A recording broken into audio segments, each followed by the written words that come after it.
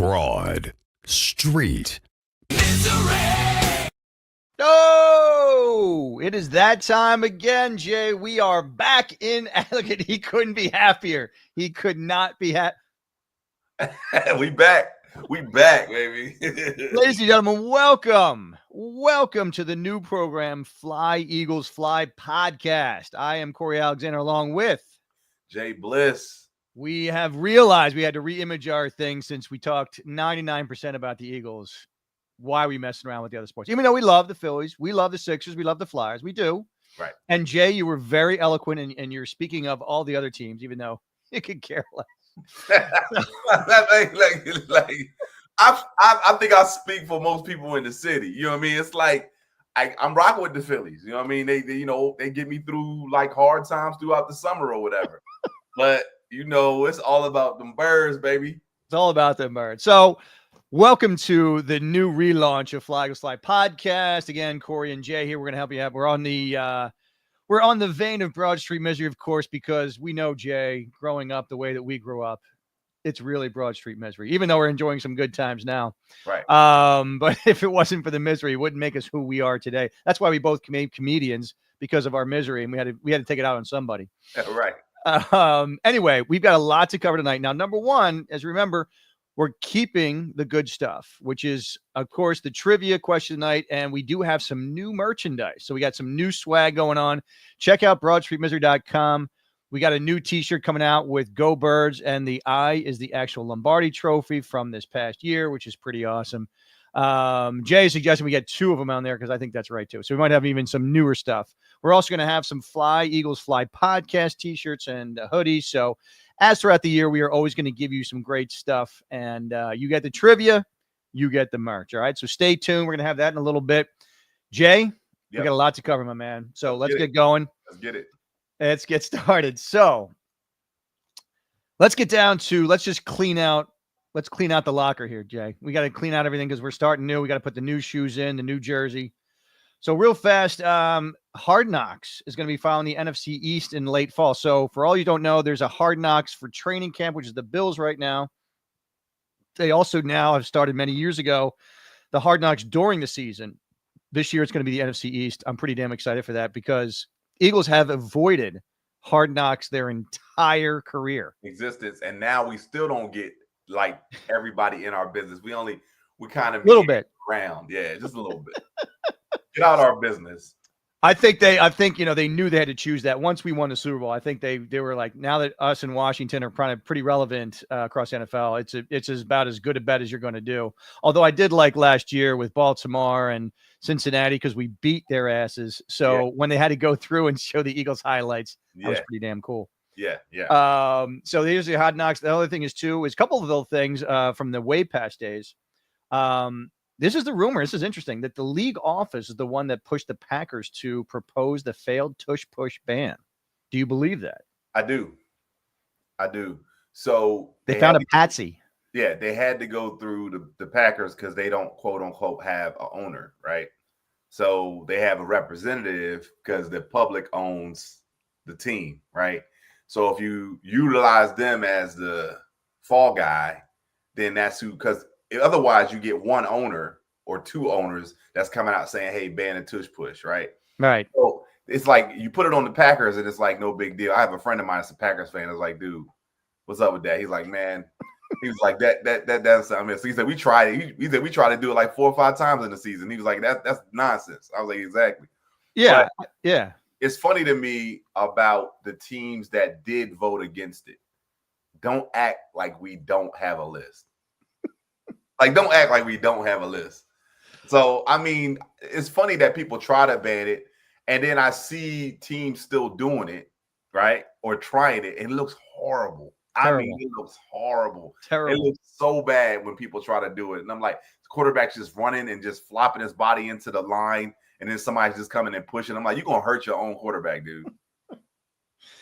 Yeah, it's unreal how many people really just still try to use it. And I have this feeling that it's going to lose steam. It's going to be even as the years go on, they're not going to be even going to get the votes. It's only going to get worse where people are just be like, you know what, just screw it. Just take it off the table. Nobody cares anymore.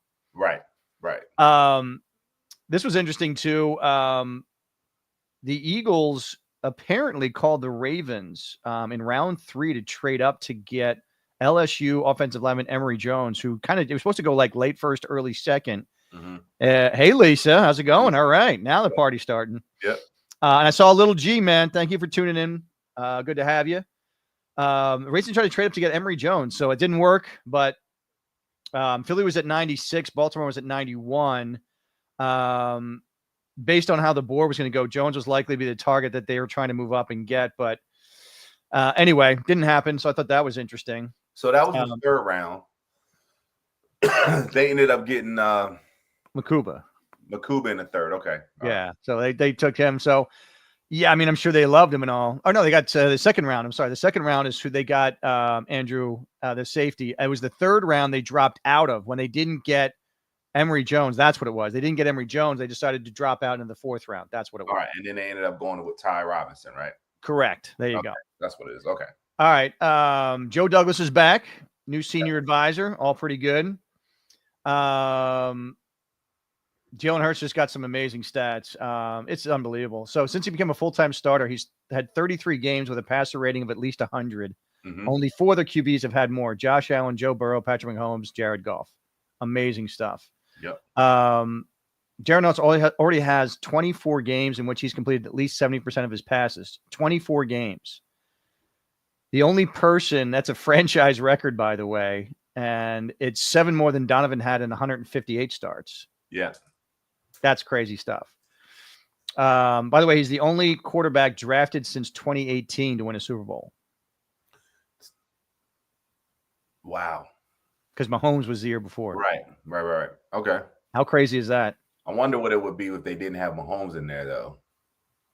Because that, it's funny. You talk about the old guards like Stafford's and Aaron Rodgers and everybody else that's like retiring within the next year or two. And then you just look at the new blood. And we ended up getting our guy in the second round when a lot of teams took 2 quarterbacks in the first round. Yes. And we talked about how Bill Belichick came in front and said, I was going to draft him if you guys didn't. Yeah. The Cowboys wanted him if we didn't get him. They drafted him as a backup for a quarterback they had just paid. $1 billion. Yeah. It wasn't probably going anywhere, but then they're like, yeah, see you later.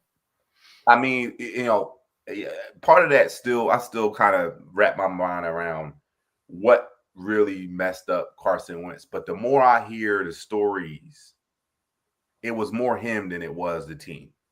Absolutely. I mean, I don't know if I told you, but there was a story about how he pushed out the team pastor for his own, and nobody liked that. And everybody, that was really what started, which is weird that would divide the team, but I'm glad that they were so galvanized about that. Yeah.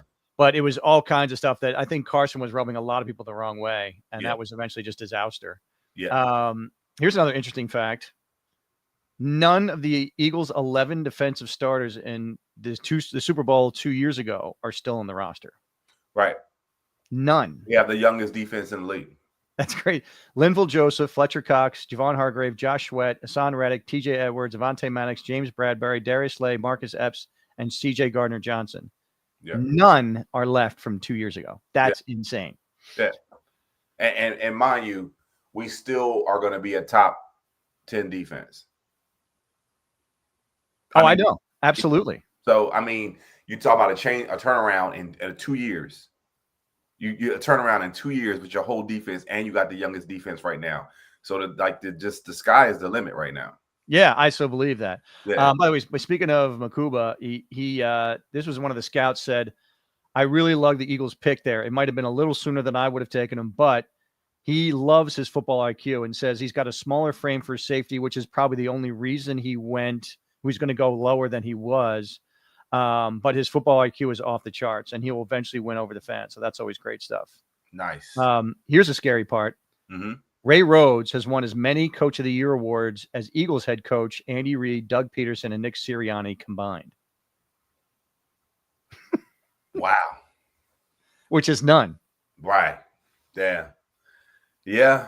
I mean, Coach of the Year is, I don't really look at that as a stat. Andy Reid probably should have won Coach of the Year a few times with the Eagles. He definitely should have won it the year we went to the NFC Championship game against the Rams. That's why. Yeah, I absolutely believe that too. Yeah. Because nobody was expecting us. But all those other years, I know why he didn't get it. He's like, dude, you can't get past the NFC Championship game. You trash. Here's another little thing.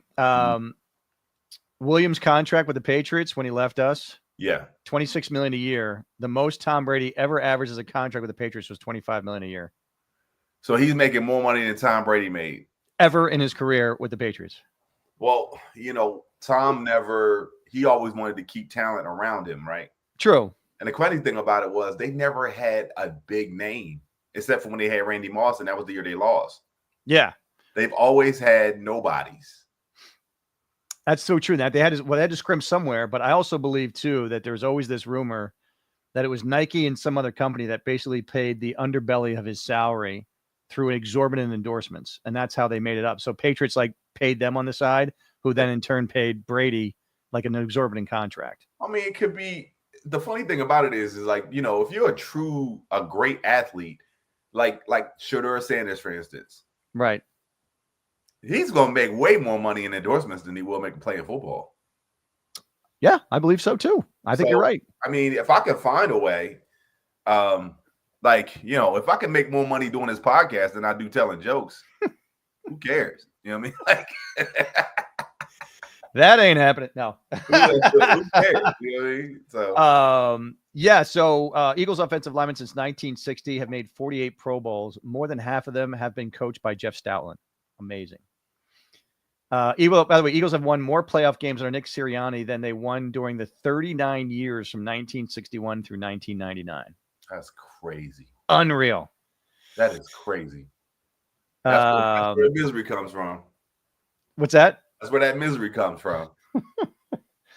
The only backs in NFL history with more career 60-yard TD runs than Barkley had in 1 year. In 1 year, Barkley had more career TD runs than Adrian Peterson had 15. Jim Brown had 9. Derrick Henry 9. Chris Johnson 8. Barry Sanders 8. Insane. So the other thing too is D coordinators. We've had some pretty darn good. Everybody forgets how Jim Schwartz did a great job in 2017. He did. We had a bad Super Bowl, but Yep. we had a very good year. Yep. So that was pretty good. And then we have to really understand that 2017 defensive roster wasn't nearly as talented as the one we had this year. No. There was a podcast that was on Jason Kelsey. They was talking to the can't remember who he was talking to. They asked him he was talking to Chris Jones. Oh no, he was talking to the Exciting Whites. Exciting Whites, yeah. So he's yes, I did see that. He asked him what team he think will win the Super Bowl, and he was like, "You guys were way more talented." But then at the end of the story, he was like, "But we would have kicked y'all ass." He was like, "That's the competitor in me." I was like, "Yeah, but the facts, it's no way that 2027 or 2017 team would have beat this team." Number one, you could tell by the results of the Super Bowl. Right. We dog walked the Chiefs. And 2017 was due, and it was destiny. You had a backup quarterback out dueling Tom Brady. Right. They just refused to lose that game. And shout out to Doug Peterson, he just wasn't scared. He's like, we ain't got nothing to lose but the game. It was we're going for it. You know what I mean? Well, Doug was the smart guy because he looked at years past of the people who had gotten leads on the Patriots and then tried to coast. Look at the Atlanta Falcons. I mean, is there any more better example? It's you got to put the foot on the throat. You can't do it. Foot on their neck. And here's the thing. Perfect example. 2 years ago, we had a foot on the neck of the Chiefs in that first Super Bowl. And at halftime, we turned the ball over. And then we got tired at the end. Yep. And we lost lanes of just our discipline in our lanes. Gap control, if you will. Because we let Mahomes just run free down the field for 15 yards at a time. So yeah. And then we learned our lesson. Contain that fool. Only rush 4. Oh, it was so good. So let's get to camp. And good wrap up. So we're just going to move into camp. Eagles, by the way, really like this guy, Montrell Johnson. So much that they gave him a $200,000 guarantee, which is tied for the largest they've given out to a year to an undrafted rookie. Toledo safety Maxon Hook also got $200,000. I believe that was last year, and we cut him. But Montrell Johnson's pretty good. He ran a 4.4. He's 5'11", 210. Pretty good stuff. And I don't know. I mean, I think he's been injured a lot in camp. I know he's injured now, but it'll be interesting to see because I like this guy, the Shun. What's his name? I'm going to blank on his name. What position? The running back. The running back? Yeah, the running back who ran, it was Shunderick Powell. Okay. The guy who ran for about 32 yards, 5.3 a carry in the first game against Cincy. Looked really good. So this guy, as he said, this is the guy, Montrell Johnson. They really like this guy, but he's been injured most of camp. So who knows if he's going to be able to do his thing, but we shall see. Yeah. We'll get to more into camp too. By the way, the Eagles are the only team currently scheduled to play on 5 or more days of the week during the 2025 regular season. They play Sunday, Monday, Thursday, Friday, Saturday. Only team to play 5 of the more days a week. Get a chance, baby. Get a chance. By the way, Eagles do not have a back-to-back home games. And again, this year have more away games than home games because last year their home game was Brazil. Yeah. Even though they were away. So it's interesting. Yeah. The schedule this year will definitely be a test. But I'll tell you what, if we get through this year and we succeed, let's just put it all out there. Let's say we win, we go back to back. I think it benefits us for the schedule the following year because we can't have 2 hard schedules in a row. Right. We're going to play a horrible division somewhere down the line. This year, we just end up playing 2 good divisions. That's what makes our schedule harder. Yeah, we played the Bucks, and they're that whole division's kind of weak, but we don't play that division this year. We played it last year. The Bucks is just added because they won their division, and we got to complete the NFC. Right. We end up playing the NFC North, which is competitive, and we play the AFC West, and that's some games. That's some games. That's right. Denver is going to be a tough game. People don't think about Denver, but Denver's defense is going to be a problem. Yeah, actually, Denver is going to be a little bit of a problem. Even the running game is not super strong. That's one of their little weaknesses, but they got pretty solid wide receivers. They got Nix, who's coming on. Their offensive line apparently is also very good. So that's what we got to worry about. We got a tough game with Denver. Yeah. So and then our fallback games are the 2 teams where we play the Rams, and then we end up playing the Bucks because they won their divisions. So that's what we stuck with. Yeah. By the way, they were doing a little quick thing on Howie Roseman, and it's like because they brought back Joe Douglas, who I really like. He had a tough ride with the Jets, obviously, but you look at some of the best Howie trades over the past couple of years, and you got Darius Slay for a 2020 3rd and 5th round pick. Yeah. A 5th round. Yeah, 3rd and a 5th. For a dude that locked down one side of the field for 5 years. Yes. That's crazy, dude. Acquired, he sent Sam Branford to Minnesota for a 1st round pick and a 2018 conditional 4th round pick. That was all because of Bridgewater. Yep. And thank God he messed up his thing because otherwise we never would have had what we had today. We never would have won a Super Bowl. Colts we sent them Carson Wentz for a 3rd round pick and a conditional 2nd round pick. And then the Saints, through multiple trades, because they wanted to, they basically netted Chris Olave and Trevor Penning, but they sent us a ton. But you have to unravel this thing. It's like the Birds traded from 6th to 12th and then back up in the 3rd round to draft Devontae Smith. But that conditional pick came first round because Carson Wentz played 75%. That ended up being a 16th overall pick, which we sent to the Saints. The Eagles had the 16th and 19th picks, made a deal with New Orleans. The Saints got 16, 19, and 194. We got 18, 101, 237, and a 1st round pick the following year. Yeah. Which, if you follow the dominoes, the Eagles sent that 18th pick that they got from the Saints the next year, 101, to the Titans for Brown. Yeah. So we never would have got A.J. Brown if it wasn't for the Saints. Nah, right. And then Roseman took that pick that he got and the 1st round pick again that he traded where they selected Jalen Carter because they were able to use that 4th round pick they got as an extra thing to move up and get the 9th pick for Jalen Carter. Yeah. Unbelievable. All right. So some training camp quick observations. We acquired Jacorian Bennett, former 4th round while playing with the Raiders. They traded Thomas Booker, who I always liked, by the way. But you have to make the case that Booker probably wasn't going to make it if Gabe Hall is coming on like he is. Mm-hmm. He's probably not. I mean, there also is Brian Young, but I don't think he's playing as well as Hall is apparently playing very well, but he's busted right now too, so he's actually injured as well. So I think what they're said is like if he's not going to make it, we can try and get Bennett. So I've heard different things about Bennett. I mean, pretty good corner, but he doesn't play the run. Yeah. And then as they said, if it's like one of those essentially that the only thing I'm seeing is that Vic was like, I'm not loving Ringo or Jackson. That was the only sad part I saw of the whole thing. I'm like, you're not going to go out and get a backup CB and give away Booker, who you really like, for a guy who, essentially is going to come in to try and start for the team. Right. Rookie quarterback Kyle McCord was doing some third team stuff, but I think he regressed with that game. And actually, Dorian Thompson-Robinson, DTR, probably outplayed him a little bit. So I see Kyle McCord either going on the injuries list with like a hamstring for the year to kind of sit him for a little bit, or just putting him on the practice squad. I don't think anybody's going to take him the way he's playing, but I thought that was interesting. Mm-hmm. Kenyon Green, man, this dude, he's barely getting out of the 3rd team left guard, and then he gets injured.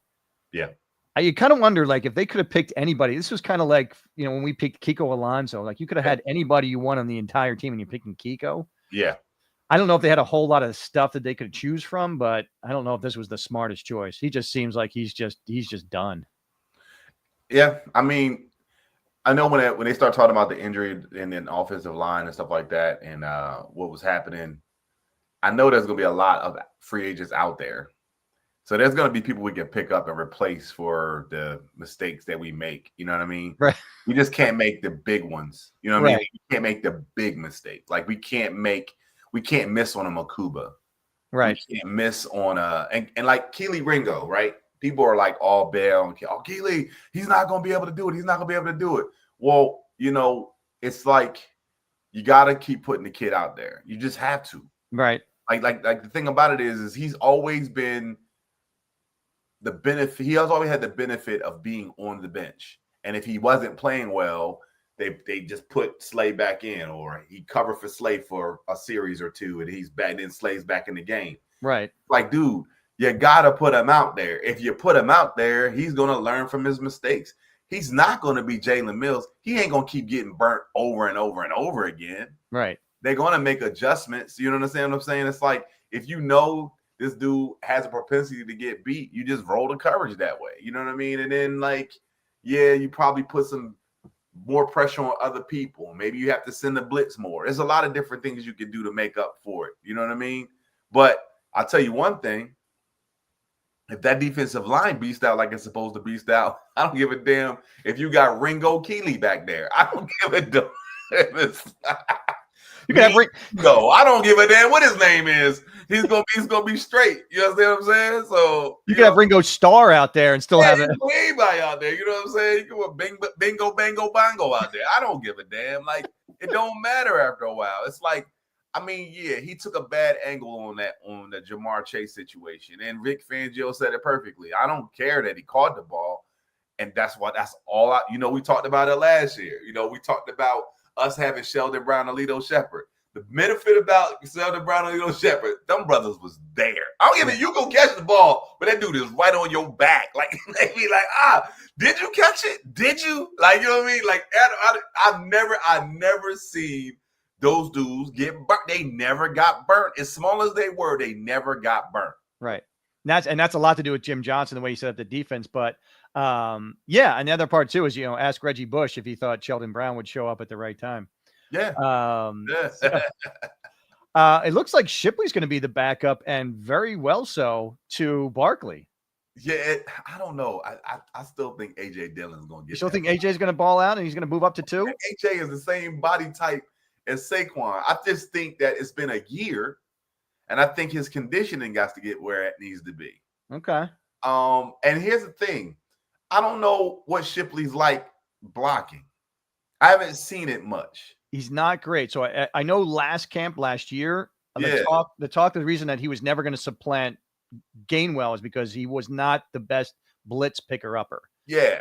So apparently he's gotten better. He's still not great, but I heard on camp a couple of times that Barkley is not super great with blitz pickup. He's decent. Tell you what, it's a lot easier to move Shipley than it is to move Barkley. But here's the crazy thing. Right. Like A.J. Dillon, you've been a starter. You had to protect Aaron Rodgers. You know how to be back there. You see what I'm saying? So that's why I'm like, I want to see what A.J. Dillon can do. Yeah, you might be right. Maybe he comes in third, maybe third and long. I think Shipley will be a change of pace back like a Gainwell was, right? Right. But I think the way they might run it, and it depends on how the running back coach does it, is Barkley will go in first and second down, and you might come in on third down and short and put Dillon in. Right. And then if you third down and 7, you might bring Shipley in and do a swing pass or something like that. Like, it's a lot of different things that you can think of. But I don't know. I mean, you can't just not use that dude. But then, like, there was an article that came out, and somebody had the prospective 53-man roster and had Dillon getting cut. There's talk about that because there's talk about, again, I don't know if they're going to keep like a Montrell or somebody cheaper. I mean, that's not like AJ costs you a lot of money. Nah. But I still think Hughes going to probably make they need a veteran in there because, again, God forbid, but you should have something to bark. You need a guy who's kind of who's been a bell cow in his career and knows how to do it. Yep. Because here's the thing about Ship. He had another great run again the other night. But Ship is like, he has got a great burst for about 30 yards, and then his engine dies. Yeah, it just absolutely dies. He is not going to make it all the way. He's going to get walked down. He's going to get walked down. It's almost like he bursts out for like 40, 50 yards. Then he's like, yeah, I'm done. Yeah. Steen pretty much has locked up right guard, which is great to see. Mm-hmm. Obviously, we know about Dickerson. He's got the meniscus. I personally, because Dallas, if they don't have Micah Parsons, I sit him until the second game. They're gonna sign Micah. No, oh yeah, I know, but I mean, I'm just wondering if they're gonna wait till after the first game or something. Now it'll get done. But here's the thing: I still think any rushing back of Dickerson doesn't need to happen until week 2. Yeah, I would say, like, listen, we're probably gonna beat the Cowboys. I still think we beat Dallas without Dickerson. Like Dallas does not good enough to beat us. I don't know why people are even thinking that it's possible. Like, I'm like, dude, like, y'all have to have such a great offense to beat us. It's ridiculous. Like, it's not gonna happen. Yeah. So speaking of that, the other talking camp was that the edge rushers behind Smith and Hunt are not really separating themselves. And we talked about in our free agent thing that I really thought Oliari, the guy from the Giants, was really going to come on. They thought that this guy was going to be a steal. That everybody, I mean, ESPN, Pro Football Talk, NFL Network, they all talked about how that was a steal of a signing because this guy, even though he gets injured, is really good. But Uche is the one that's really been standing out. I mean, he's the one. It's like he's not been like a head and shoulders or anything, but he seems to be better than any of the other ones, which is really surprising. Another thing that's really odd is that I know that he was a 7th round pick for a reason, but that Antoine Powell-Ryland, the guy from down south who led the FBS in sacks over a 2-year period, not the 1 year, he hasn't done anything. Yeah. I mean, he said he's doing nothing. He's like barely getting the quarterback. So again, that's why he's 7th round pick. Probably is going to get cut anyway. But, I surprised me because I thought he might have been a surprise of camp of mine if he came out and kind of balled out a little bit, because the guy obviously knows how to get to the quarterback over 2 years. He knows what he's doing. No good. The new veteran, the Akinoa, whatever the hell his name is, but he kind of flashed over last year a little bit. He had 3 sacks. He's a 5th round pick. He had 3 sacks with Cleveland last year while they had some injuries. So he didn't play much, but when he did play, he had some sacks. So he might be another guy to watch coming on too. Maybe him and Uche are the 2 backups on that, and hopefully they can at least give you good pressure while those guys are resting. Yeah. Is that a concern of you at all? No, not right now. It's not. So everybody knew that JBliss was going to have a big year. And then, like, we had maybe the same concerns going in the last year, if you think back to it. Like, we were already mad about Josh Huff, right? Right? Let's think back. Let's rewind the clock, right? We already knew he wasn't doing anything, right? Right. We were like, man, we hope that Nolan can get together. And Josh Sweat, he's sometimey, right? We kept saying that all year, right? Right? You go, where the hell is Sweat? And all of a sudden he would come out of nowhere. BG gets hurt. We don't lose a step. Right? Yep. So my whole thing is Nolan and Nolan Smith is in the mix. J-Bliss Hunt is in the mix. They're the vets now. Yep. You got the youngest defense. It's like somebody's gonna have to, feast the famine. You know what I mean? It's like if we start not getting the pressure we need, then everybody gonna be like, where's it coming from? Well, it's y'all gotta get it. Yeah. Jalen Carter's gonna be Jalen Carter. They're going to double team him. Right. It's only your job to get against your one person. You know what I mean? Right. One-on-one, you gotta win that battle. Yep. So I agree. I mean, I think Nolan can get it done. Hunt is really coming on. You need some backups. God forbid you get these little dingers or back soreness or something. I got you. You got to have these backups, and it's like if these guys aren't showing out already, I'm a little nervous. I'm not concerned, but I'm a little nervous. I want to see one of these guys really step up and make some plays, at least over the next 2 preseason games. I know the backups are probably not going to play much in the 3rd game, but this is the game, man. At least we're at practice with the Browns. I want to see how they do against some live scrimmaging. Yeah. Which is coming up, by the way, tomorrow and Thursday, ladies and gentlemen. Mm-hmm. They are scrimmaging the Cleveland Browns. Yep. Dotson started to come on pretty strong in camp, cooled off a little bit. He's back being strong again. But I think having the offseason and his mindset of being the slot receiver, it's going to be much better this year. I think he's going to pull in like 500 to 600 yards. Yeah. And about 4 or 5 touchdowns. I think it's going to be a much better year for him. Very possible. That man got a ring now. Hurts, by the way, same deal. Nelson Aguilar of Super Bowl 59. Only first half Nelson Aguilar, but Nelson Aguilar nonetheless. Hurts kind of the same thing. Hurts started off smoking hot in camp, and then he's like threw some picks, and then he started a little slower. He had a good day today, apparently, and yesterday. So I know he had a nice little day at the Sunday, but even though Sunday they said pretty much the defense at the link was much more skilled throughout the scrimmage than the offense was. Let's think about this for a second. I know defense always wins in the preseason. But think about it. No, they don't. Okay. Last year the offense was on fire. Right. But we were implementing a new defense. Right. Right. Slay was the only one that picked Jalen off in camp last year. At the very last day, too. Very last day. And then Jalen came out first game and threw a pick, right? You remember all this happened, right? So the way I look at this is our defense is that good that they making our offense struggle. Okay. It's great. It's a great feeling because I would rather go into the season with our offense being the best roster that anybody can have in the NFL. And let's say, for instance, our offense starts off slow, which that's a propensity to do, right? Right. Absolutely. But let our defense start off hot. I'd rather our defense start off hot and offense start off slow than vice versa. That's the other thing. I think this year, I hope that, and I know that's never his mindset. Hurts is all about winning, so I know it's not his mindset. But I'm wondering if they have to improve that passing offense a little bit because they're going to need to protect Saquon a little bit this year. I don't think he's going to handle 400 touches again. Well, here's the thing. I don't think that Jalen can dictate that. I think that's dictated by what the opposing team chooses to do. Jalen's going to the line of scrimmage, and he's making the play based off of what they're doing in the defense. Now, if they bring 8 in the box, Saquon, you got to get the ball, bro.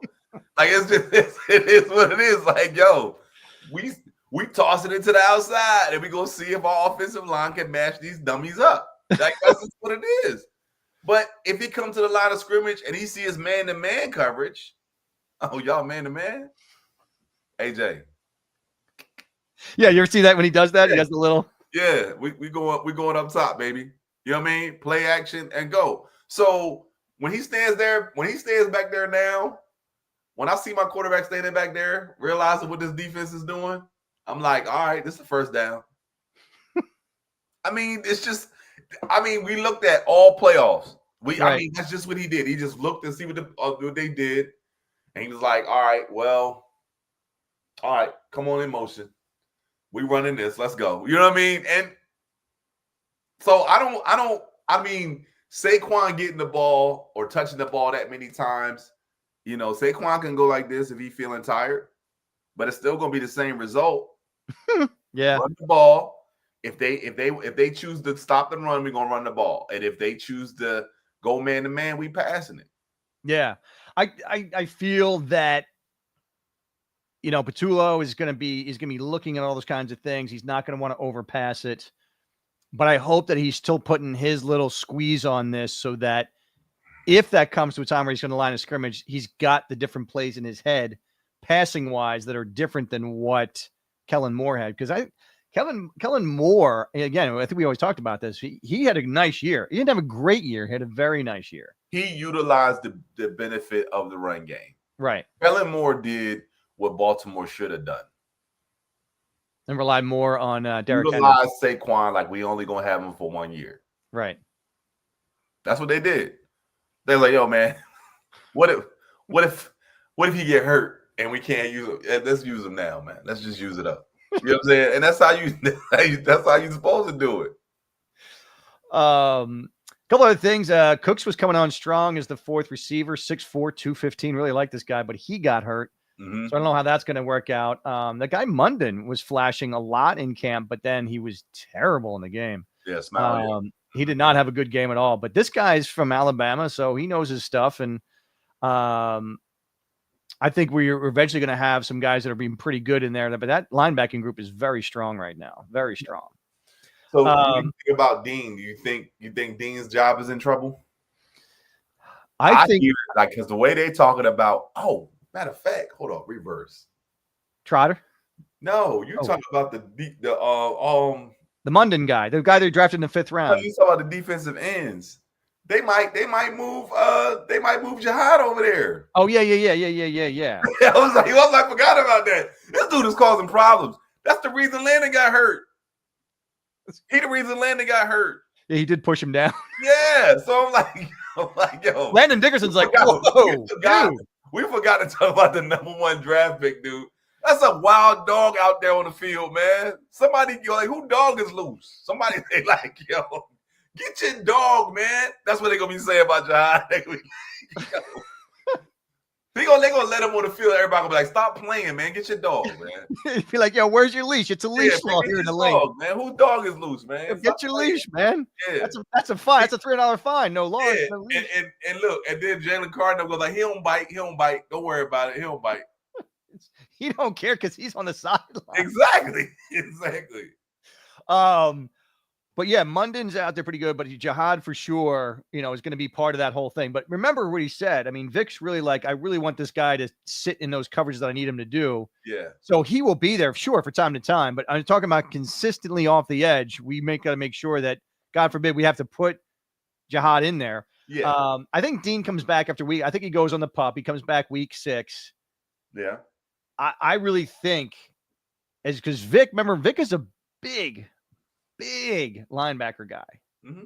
And he likes Dean. So I have a feeling that when Jihad moves to the line of scrimmage as your edge rusher, that's when Dean comes in. But I don't think Dean is going to be starting anymore. Yeah. So you got Bond. You think it's going to be Bond and Trot? So I think at some point they're going to say, if Jihad wins it, it's going to be Jihad and Zach. They're going to start together. But if Trot is really playing well, they need to bring him in only time to time, or rush the passer, or just play like, they'll bring Trot off the field for 3rd down and bring in Campbell to cover this and that or whatever he's do. But Campbell can run like sideline to sideline from line of scrimmage to the touchdown. I mean, that guy literally can cover like half the field by himself. Mm-hmm. So I think right now they're going to put Dean on the back burner to this point where it's like, if he can go in and help, great. but he would probably be doing it if Jihad is up on the line of scrimmage and he can play in his seat. But that's a big, I mean, we talk about that. He was really playing well. He really knew that Vic was perfect for Dean. I don't know how he did it, but he was perfect. And he got better as the season went on. He wasn't just like pretty good some of the time. He just got better and better. Yeah. You remember he won the game against Jacksonville. Yeah. Yep. I mean, you wasn't getting that production out of him with the previous regime. No.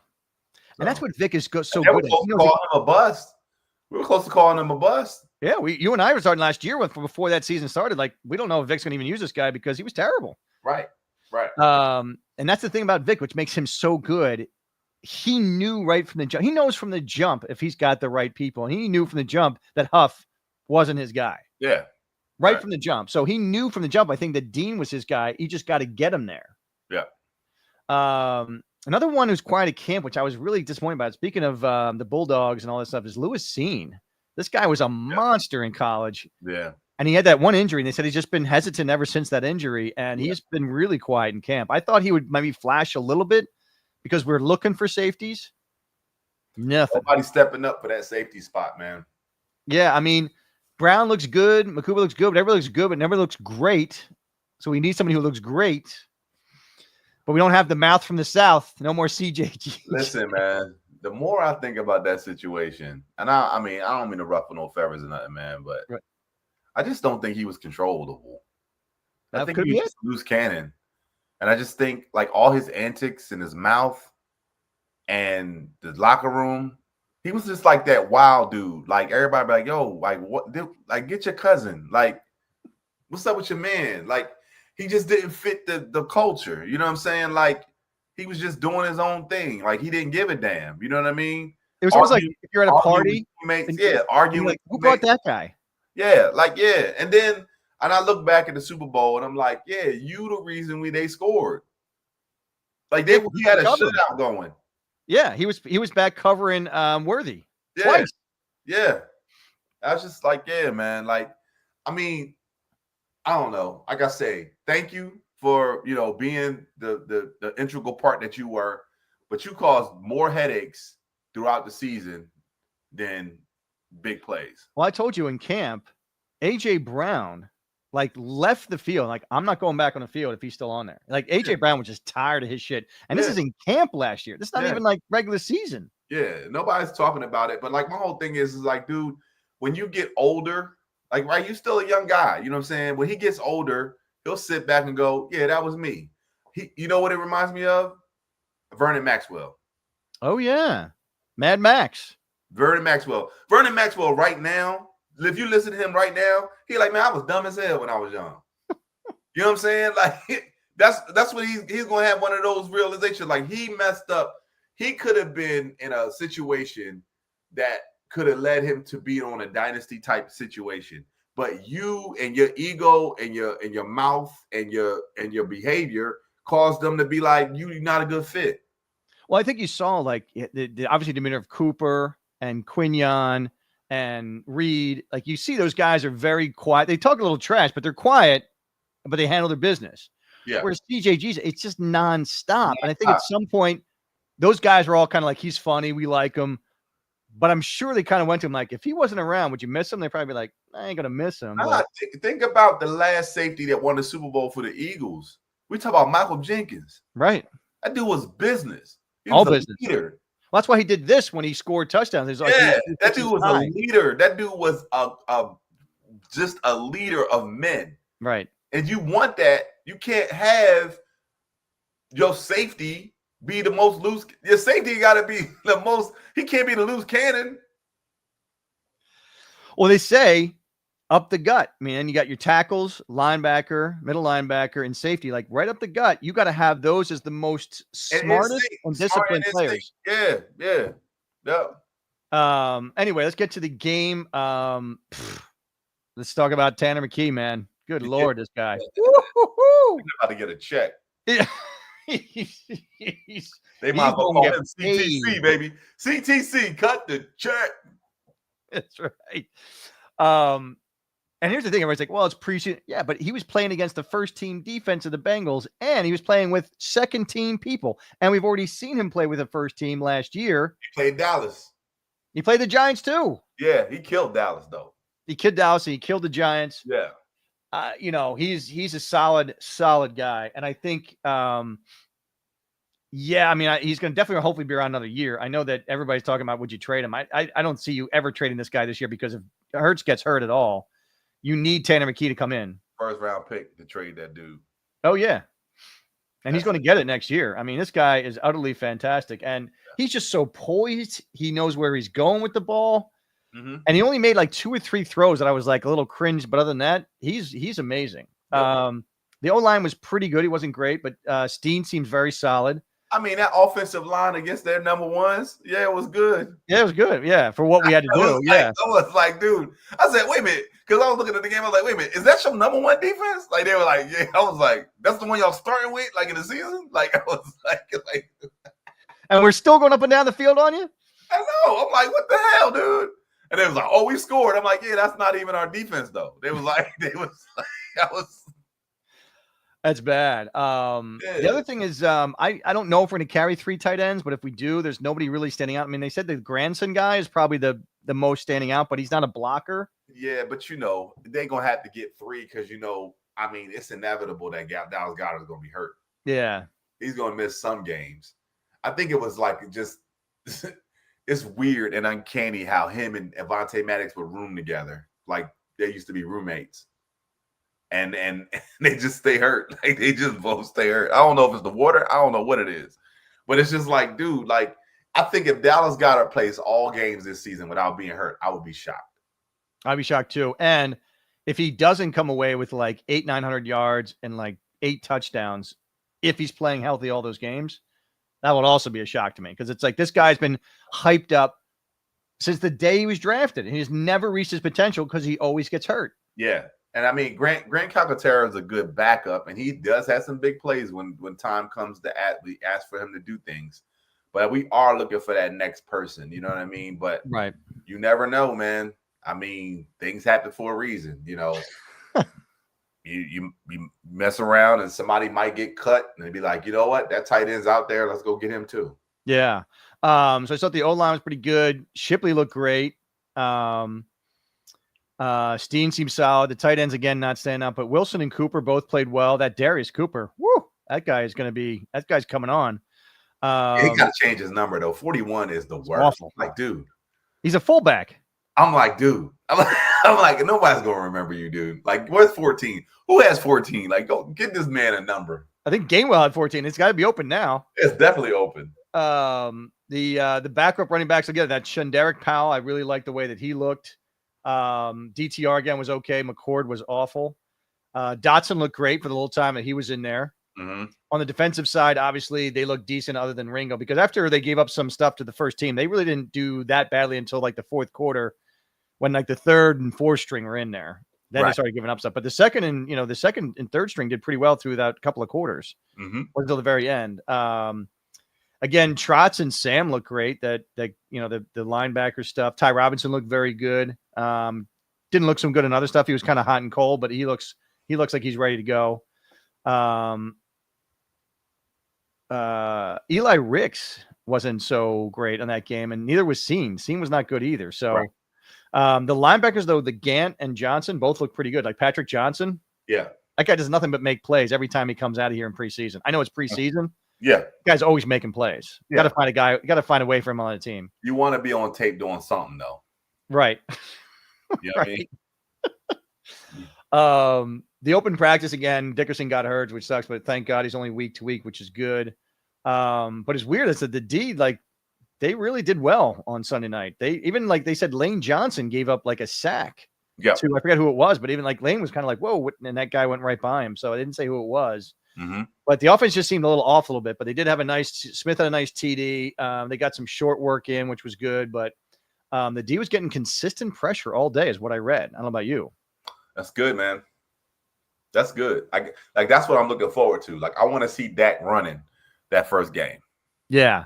I want to see Dak like, man, we need an offensive line. And I'll be like, yeah, y'all do. They still don't have a line, and Yeah, and then no, their running game, I don't think it's gonna be anything. You know what I mean? they have nobody. No. You know who's there? Yeah, Miles Sanders. Yep. He's a backup right now. And I think they're talking about the rookie from Texas is supposed to be their running back next year. No kidding. He's supposed to go in as a starter. Wow. Yeah. I don't see that happening. But again, it's one thing if you had like Zach Martin and the center guy who left, retired too. It's if you had those guys still great, but and they're one Smith, Tyron Smith, and then that's gone. Yeah. I mean, and Everybody's it's gone. funny. It's funny. You hear these Dallas fans talking about how good of a year they're gonna have, right? And the reality is looking them right in the face. I'm just waiting for the ball to drop because you know I'm laughing, right? Right. But I probably need to make a video before the season to be like, this is what the argument is going to be.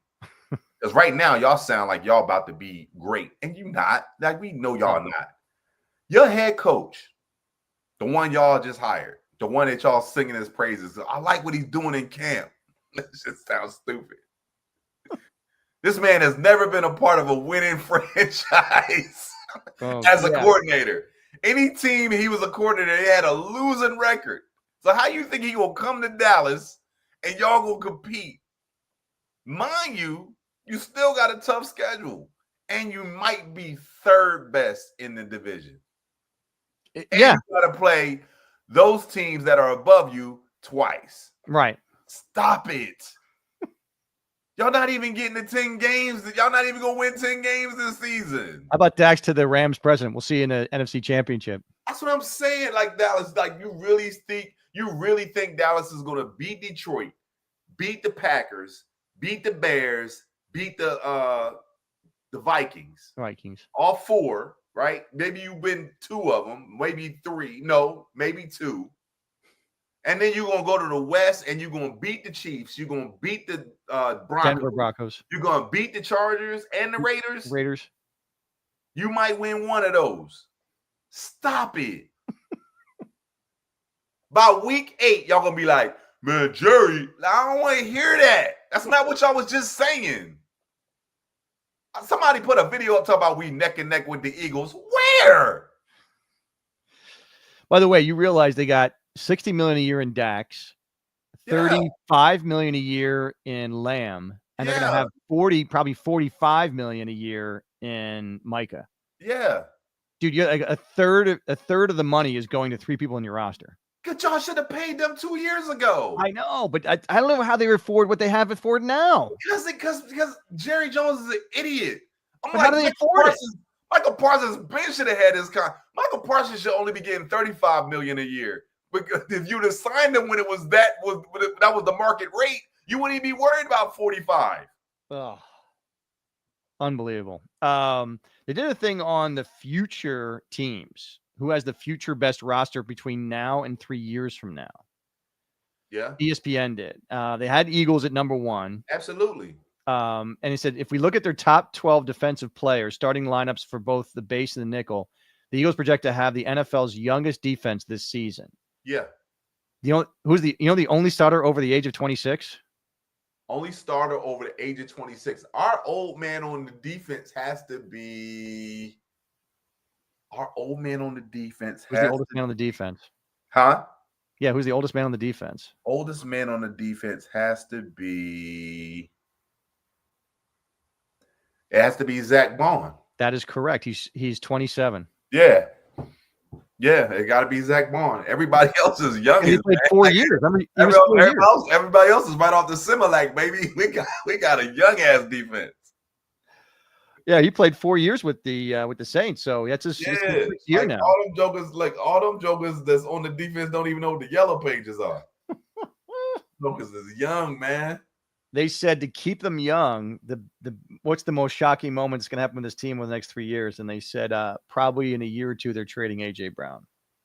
Yeah, so here's the thing: with as young as that defense is, and they're going to keep bringing people in, we can't pay everybody. So the thing about it is you're going to have to make key decisions like we did before. We kept Bond. We let Slay go. We let Milton go. We let Sweaty go. And it's like that's what's going to have to happen each year. Right. Now we fall in love with these players, but eventually you're going to have to be like, hey, man, you got to go. You know what I mean? Like, you don't know if Blankenship is going to be here within the next 2 years. You know, it's all great with the exciting whites and things of that nature. But look, man, this is a business. If money ain't right, we're going to be like, hey, man, we're going to have to move you. You know what I'm saying? And it's just, you just don't know. You just don't know. Yeah, it's very true. Yeah. First, I want to let the fans know we are going to do our season preview and our Dallas preview. Yeah. That'll be on the Tuesday before opening night. I think it's September 2nd, I believe. Mm-hmm. We are going to do that because September 4th, I believe, is the Eagles opening game. So we will bring that Tuesday night for you and bring all that good stuff. So we are going to have, again, season preview. We're going to have a game-by-game breakdown. We're going to have, of course, an in-depth look at the Dallas Eagles game with their final prediction. Gee, I wonder who's going to win. Last but not least, we have our trivia, of course, tonight we have to talk about. Now, here's the one I'll just do before we get into the trivia. McKee passed for 252 yards in the preseason game the other night. That was the most passing yards since who in preseason? And by the way, I can remember just about every preseason game going back to Don McPherson of Syracuse in the 80s when he was third string behind Cunningham and Kavanaugh. Mm-hmm. And he used to have like 300 games, like 300-yard games, because he was the only guy playing, really. Right. But I can't remember. Like, I always remember us struggling to get points in general over the past 10, 15 years in preseason. Even then, no quarterback was in long enough to do that. So, not that that's a hint either way. I'm just kind of saying it for my own thing. Who has passed for more yards? What was the last time somebody passed for more than 252 yards in a preseason game? Donovan McNabb. Interesting. That goes way back. It's actually much sooner than that, believe it or not. Sooner than that? I know. I couldn't believe it. Preseason? Sooner than that. I thought McNabb, back in, 99 when he was, he was young. Used to do 4 preseason. The starters did play the first 2 games. Yeah, exactly. So, like, they would go out there and ball out. You know what I'm saying? Sooner than that. Is this a backup quarterback or is it a starter? It was actually a third stringer that threw for what? like a third stringer threw more than 252. It's within 10 years. I'll put it that way. Oh, if it's a third stringer, I would have to say I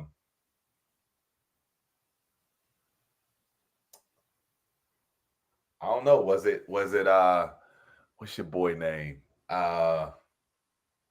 What's the guy was at Carolina? Here's a hint. He was the last person to touch the ball. Kenny Pickett? No, for the NFC Championship back in 2017. Oh, Nick Foles? No, remember he got him out of the game because we were up by so much. Oh, the NFC Championship game. Yeah, I can't remember his name. Nate Sudfeld. That's what I was thinking. I was thinking Nate Sudfeld, but it was another quarterback too. Nate Sudfeld, I do remember, but I'm trying to remember the quarterback that we had that went to coach high school football in Carolina. He was with us for a year around that time. Sure, I remember his name though. But Nate Sudfeld, that he was in that quarterback threesome right there on the sidelines when they was playing defense at the end of the Super Bowl. Him, and Foles, yeah. He threw for 312 yards against the Patriots in 2018 at the Patriots. Crazy. That's gotta be the first game. We always play the Patriots first or second game. And Ndamukong Suh, he may go to the Hall of Fame. If he does, he'll be the first Hall of Famer to finish his career with the Eagles since, and we talked about this, since who?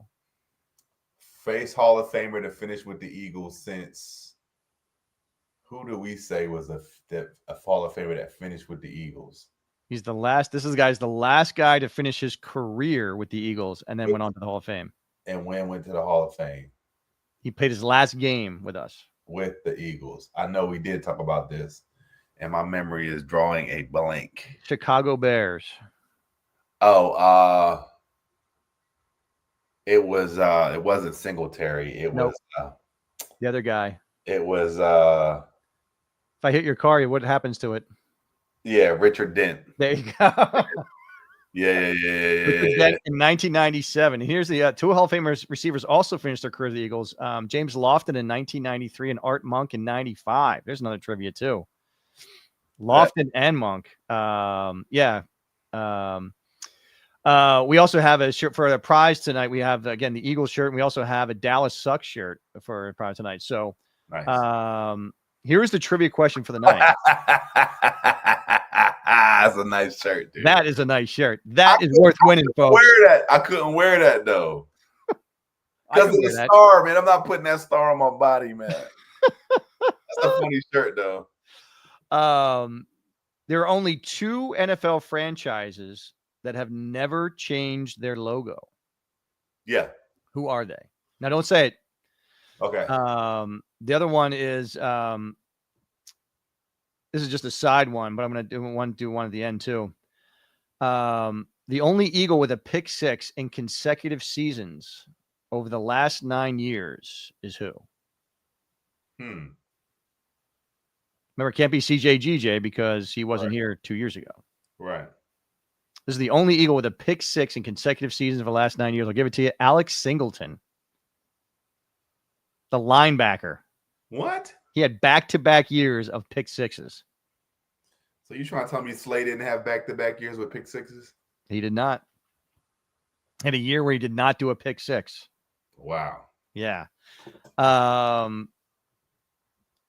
Only 2 players, by the way, in NFL history have had consecutive postseason games with 100 and more rushing yards and at least 7 yards average per run. Do you know who those players are? Repeat that one more time. Only 2 players in NFL history have had consecutive postseason games with 100 or more rushing yards and at least a 7-yard average. At least a 7-yard average. Your hint is they're both Eagles. Damn. Yeah. Well, Saquon and Shady. Nope. Saquon and Westbrook. That is correct. Yeah. Westbrook in 2006. And Barkley. They talk about yards just because we passed a lot of screens to Westbrook. We did. There's a lot of screens.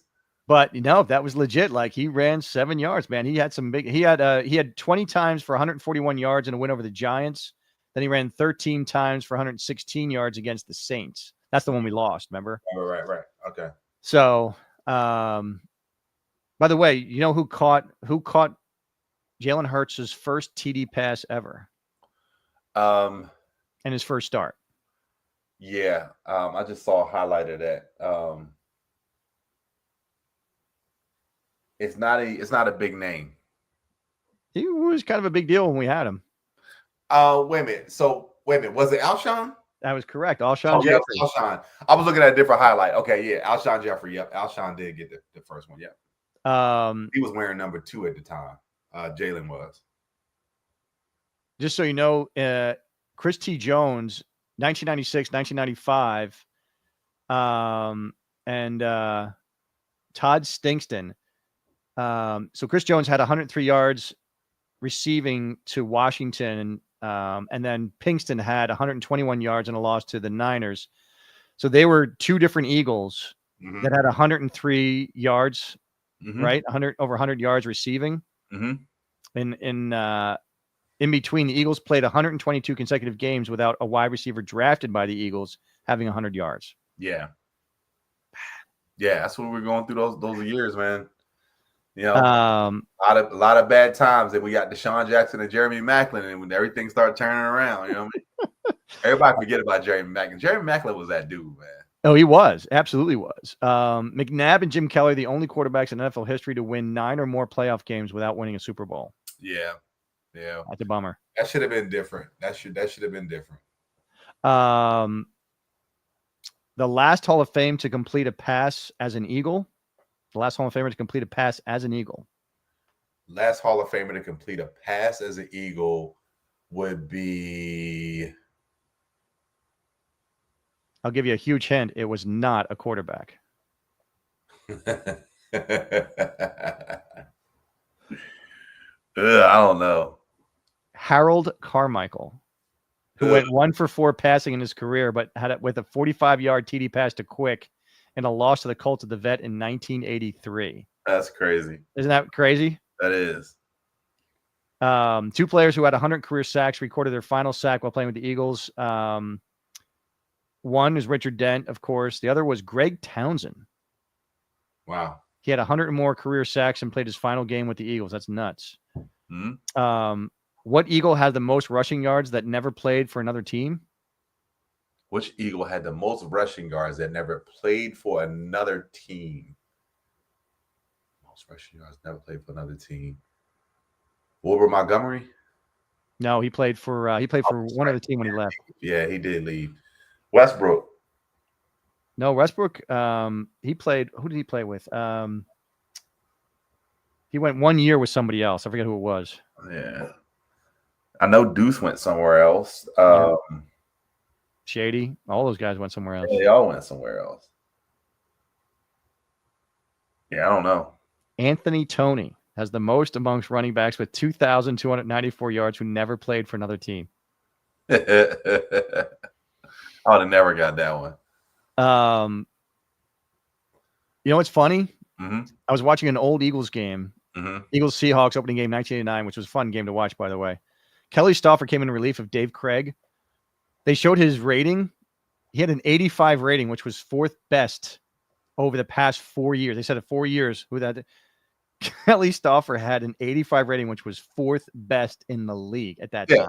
And that's crazy because you think about how everything has changed as far as quarterbacking. You know what I mean? Right. And then they said, here's another thing. 370.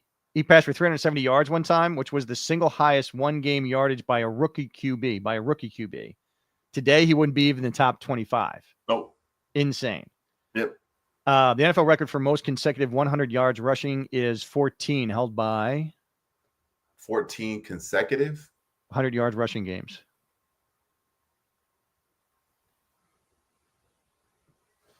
I don't know. He's my favorite running back only because I saw him. Jim Brown, I know, is always the greatest, but I never saw him. So this person you saw play? Yeah. Oh yeah. Oh, Barry yeah. Sanders? There you go. Yeah. And it was previously held by Marcus Allen. That's who originally had it.